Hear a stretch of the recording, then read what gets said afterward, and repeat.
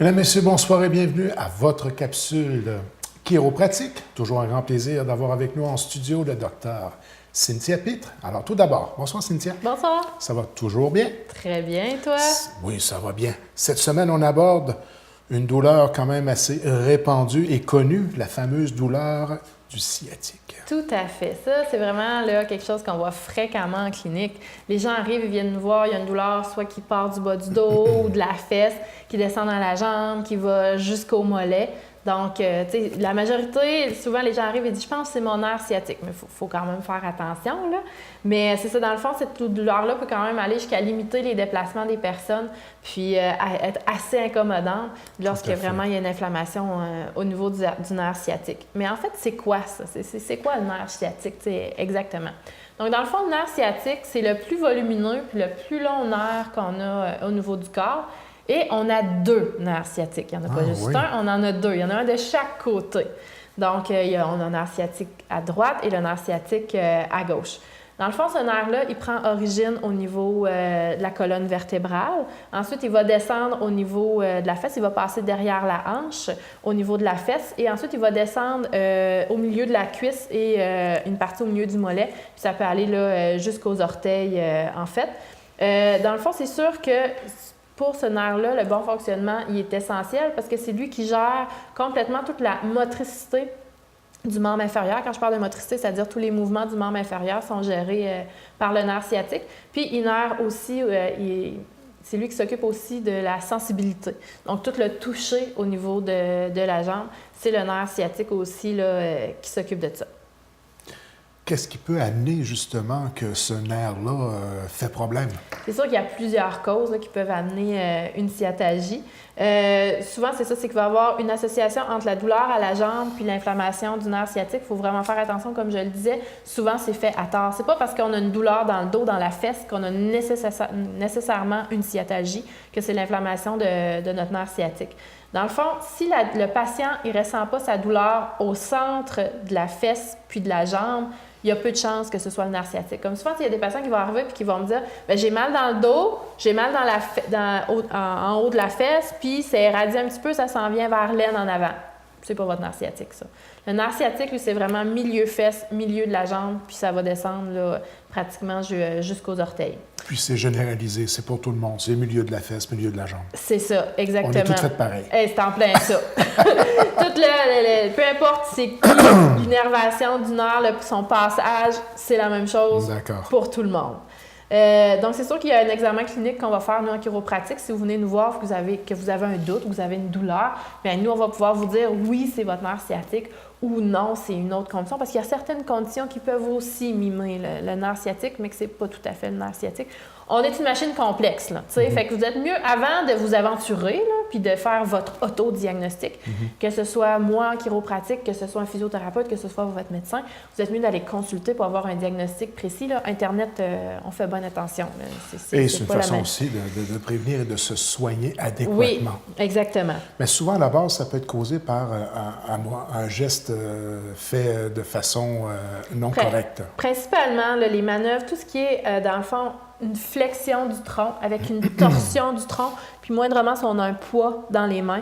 Ça, c'est vraiment là, les manœuvres là, spécifiques souvent qui vont amener une sciatalgie. Ou encore, dans le fond, si vous faites des trucs qui vont dépasser l'adaptation biomécanique là, de votre corps, de la région lombaire, bassin. C'est-à-dire des positions extrêmes prolongées, le soulèvement de charges qui sont vraiment trop lourdes, ce que le dos n'est pas capable de supporter, en fait. Fait que c'est là qu'on va favoriser le développement d'une sciatalgie. Puis, on s'entend, c'est les travailleurs manuels qui sont beaucoup plus à risque, là, ceux qui font beaucoup de manutention, en fait. C'est eux qui sont plus à risque de développer des sciatalgies, soit par un traumatisme direct ou encore par des traumatismes là, cumulatifs. Parce que souvent, notre corps, c'est une grosse machine à compenser. On fait un mauvais mouvement, il y en a une petite douleur. Le lendemain, il n'y en a plus. Ça va bien, puis ça reste comme ça. Puis là, un petit 2 semaines, 2 mois après même, une autre petite douleur. Là, ça prend 3-4 jours, puis ça passe. Mais 2 mois après, là, on fait un geste complètement anodin, on se penche pour ramasser un crayon, puis ça fait comme « Oh! » Fait que c'est ça. Là, le corps, il vient de dire « Regarde, là, c'est assez, là. Ça fait un petit bout que je traîne le problème, puis là, c'est la goutte qui vient de faire déborder le vase. là, faut qu'on fasse quelque chose. Occupe-toi de moi, si on veut. C'est à peu près ça qu'il vient nous dire, tu sais. Fait que c'est ça. Fait qu'il faut faire attention, dans le fond, dans tous les jours, tous les mouvements qu'on fait. Est-ce que ça peut avoir un rapport avec l'alimentation? Ben c'est sûr que l'alimentation, tu sais, on s'entend, si quelqu'un est obèse, il augmente sa pression au niveau de la colonne lombaire, fait que tu augmentes ton risque d'inflammation du nerf sciatique. Tu sais. C'est par ce niveau-là qu'on va avoir une implication au niveau du nerf sciatique. Là, d'accord. Donc, les symptômes principalement qu'on va ressentir, ça va être dans la jambe, mais c'est sûr que même si le patient nous dit des fois, il ne ressent pas nécessairement de douleur dans le dos, c'est la fesse, la jambe. Fait que lui, nous, on vient lui dire, ben oui, votre douleur est dans la fesse, mais c'est pas votre fesse qui a le problème, ça vient vraiment du bas de votre dos. C'est vraiment au niveau de votre colonne qui est la problématique. Ce qui va survenir, c'est que dans le fond, il y a un désalignement au niveau des os de la colonne vertébrale ou du bassin qui va emmener une compression au niveau du nerf sciatique. Puis, dans le fond, s'il y a une compression nerveuse, bien, le signal qui normalement passe au niveau du nerf, bien, il ne sera pas transmis de façon adéquate. Fait que c'est ça que le cerveau va faire, qui va envoyer un signal de douleur. Puis, dans le fond, que la blessure soit réelle soit la racine nerveuse, la douleur peut être perçue comme provenant de n'importe où dans la jambe. C'est sûr que, mettons que c'est au niveau de L5 qu'on a notre compression nerveuse, bien, le patient peut me dire « Ouais, mais j'ai mal au genou. » Ben oui, mais c'est vraiment, ça peut être n'importe où dans la jambe qu'on va sentir de la douleur. Et si c'est le nerf sciatique, c'est vraiment du dos que le pincement va provenir. Ensuite de ça, dans le fond, on sait que plus la racine nerveuse est irritée, plus les symptômes vont être intenses. Puis, dans le fond, ça peut être une sensation intermittente d'élancement ou encore une sensation de brûlure. Ça, la sensation de brûlure, c'est quelque chose qu'on voit assez fréquemment. Les patients nous disent « Ah, ça brûle dans ma jambe ». Il va avoir de la difficulté à marcher, à bouger la jambe, une perte de force, une perte de sensibilité aussi qui peuvent être là, puis une atténuation au niveau des réflexes. Donc, sur le moyen-long terme, il faut consulter, sinon oui. Ça peut dégénérer. Là. Tout à fait. C'est sûr que des fois, on peut dire « Oui, il y a une inflammation.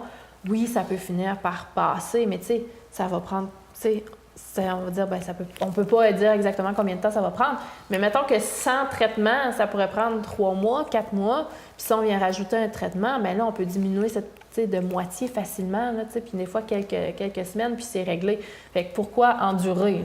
C'est mieux d'aller consulter d'abord. Pas de qualité de vie non plus. C'est ça, exactement.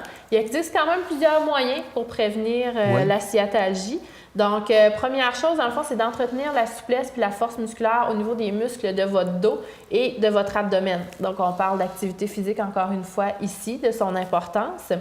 Avant et après chaque activité physique, on va toujours prendre une petite période là, pour s'échauffer puis s'étirer. Ça, c'est vraiment important pour toujours préparer le corps à l'exercice. Et souvent négligé, d'ailleurs. Oui, effectivement.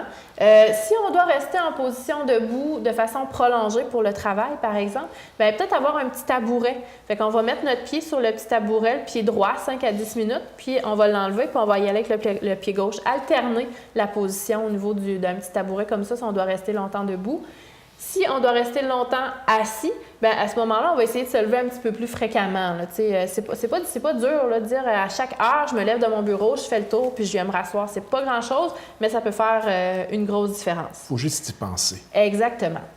Si malgré tout ça, vous avez une douleur sciatique, c'est bien installé, ça ne veut pas passer, bien, dans le fond, idéalement, c'est d'aller consulter, comme je dit, un professionnel. Même nous, les chiropraticiens, je vous dirais que c'est pas mal un gros champ d'expertise chez nous, la douleur sciatique. On va vous faire un examen complet, puis suite aux résultats de ces examens-là, bien, on va être capable de vous dire, OK, vous avez tel problème. Grosso modo, on juge que ça devrait prendre à peu près tel temps pour avoir des résultats. On pourra vous dire aussi, bien, selon l'intensité de vos douleurs, ce serait peut-être bien d'aller consulter votre médecin, une médication pour être adéquate, pour vous soulager en même temps que les traitements. Donc, puis d'aller justement vous donner des conseils aussi au niveau de la posture, au niveau des exercices, pour avoir un rétablissement le plus rapidement possible. Donc, dans le fond, c'est de bien cibler le problème dès le départ et puis de consulter les personnes adéquates pour se faire soigner adéquatement. Tout à fait. Et justement, pour ceux qui veulent des conseils particuliers en ce qui concerne ce sujet? Donc, moi, je suis située à Chandler, puis vous pouvez me rejoindre au 418-689-2447. Ça va me faire un plaisir de répondre à vos questions.